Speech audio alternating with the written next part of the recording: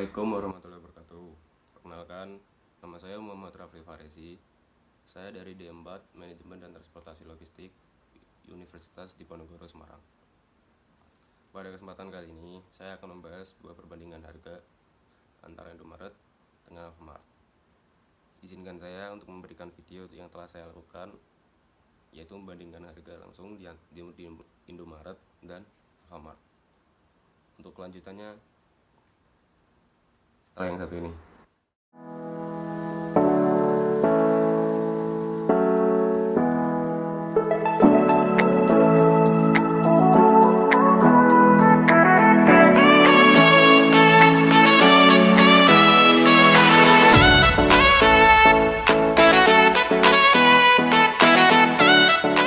Nah, saat ini saya akan membahas dan menjelaskan apa itu Indomaret,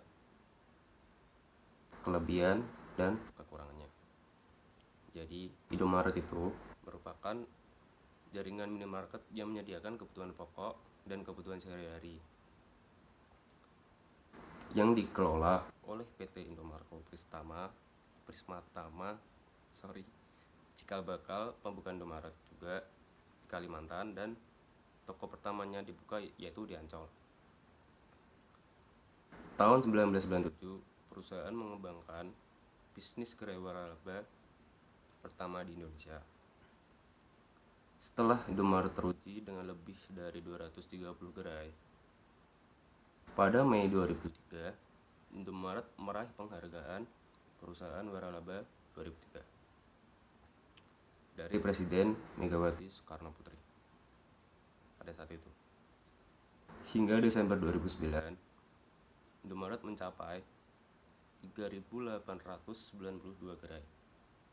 Dari total itu, 2.156 gerai adalah milik sendiri, dan sisanya yaitu sejumlah 1.736 gerai waralaba adalah milik masyarakat.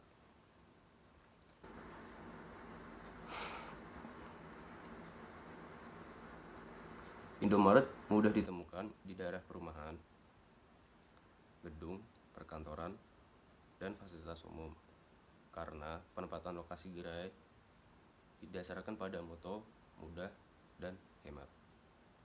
Kita masuk dalam kelebihan atau kekuatannya Indomaret. Indomaret telah mengembangkan franchise yang mempunyai tujuan menjadi aset nasional dalam bentuk jaringan retail waralaba yang unggul dalam persaingan nasional. Investasi franchise Indomaret yang ditawarkan sangatlah kompetitif. Bila dibandingkan dengan Alfamart, Indomaret berkisar antara 300 juta sampai dengan 350 juta. Sedangkan Alfamart berkisar antara 300 juta sampai 400 juta. Penempatan lokasi pabrik dan head office di beberapa wilayah yang sudah cukup strategis. Kelebihan selanjutnya yaitu tingkat upah karyawan yang relatif rendah, berkisar 600.000, sehingga mampu menekan biaya operasional serendah mungkin. Lalu pertumbuhan franchise Indomaret yang terbukti tinggi di setiap tahunnya. Indomaret adalah salah satu franchise yang bergerak di bidang retail yang siap go internasional. Indomaret pun mampu menjual barang eceran dengan harga lebih murah karena Indomaret mengambil pasokan barang dari salah satu distributor terbesar, yaitu Indomarko. Indomaret merupakan pelopor waralaba di bidang retail di Indonesia juga. Indomaret mewaralabakan sejak tahun 1997. Nah, kali ini saya akan membahas kelemahannya Indomaret. Nggak banyak sih, yaitu franchise fee yang ditawarkan relatif tinggi. Franchise fee yang ditawarkan Indomaret yaitu 75 juta rupiah per 5 tahun. Sedangkan Alfamart Rp45 juta per 5 tahun. Berbagai daerah kurang mengenal Indomaret karena kurangnya promosi. Dan salah satu kelemahannya yaitu break even point yang ditawarkan Indomaret 4 tahun, sedangkan Alfamart 3 hingga 4 tahun.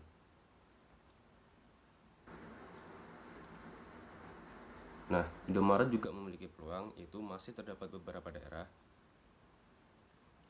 yang potensial namun belum dimasukin oleh Indomaret. Dengan waralaba Indomaret dapat lebih mudah melakukan eksploitasi ke daerah-daerah yang potensial tersebut.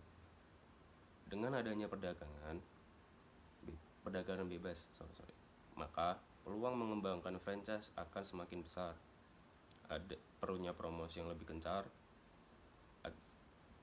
agar Indomaret lebih dikenal dan diketahui di pasaran Indonesia. Adanya pangsa pasar yang cukup menjanjikan, di mana di Indonesia bisnis waralaba dalam 1 hingga 2 tahun semakin tumbuh subur, yaitu hingga sampai 12,5%. Mempunyai kesempatan untuk memperluas jaringan secara lebih cepat dan menggunakan modal seminimal mungkin. Ini dari Indomaret. Selanjutnya, lihat saja. Nah, yang kali ini saya akan membahas seperti yang sebelumnya, yaitu membahas tentang apa itu Alfamart dan kelebihan dan kekurangannya. Jadi, franchise Alfamart seperti yang kita telah ketahui, Alfamart merupakan minimarket yang mengusung tema minimarketnya dengan warna merah, di mana terdapat maskot yang berupa lebah yang diberi namakan Albi. Alfamart sendiri merupakan minimarket yang menjual barang-barang pokok, barang-barang sehari-hari seperti makanan, minuman, peralatan rumah, dan kebutuhan yang lain. Alfamart merupakan saham milik PT Sumber Alvaria Trijaya.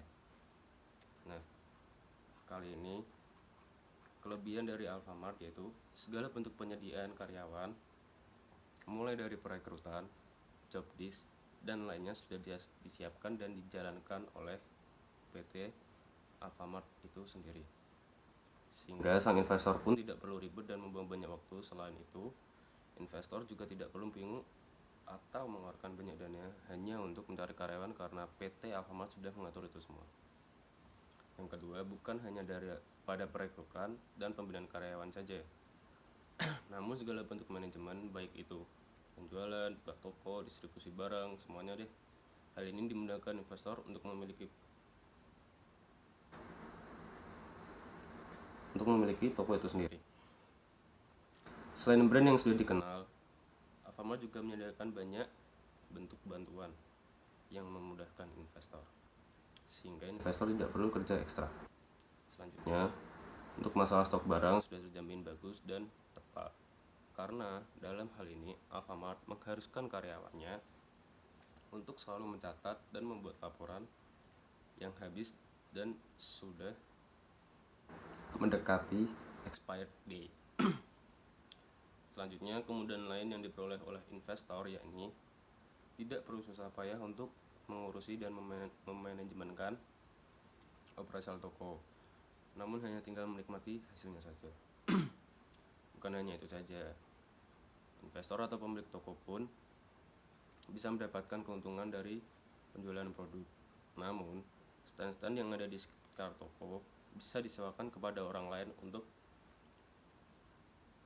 dijadikan tempat persewaan untuk mereka.